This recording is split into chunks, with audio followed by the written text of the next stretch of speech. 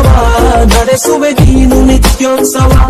ಮನಸ್ಸಿಗೂ ಚಂದ ಈ ವಾತ್ಸವ ತುಳಿದಿದೆ ನನ್ನ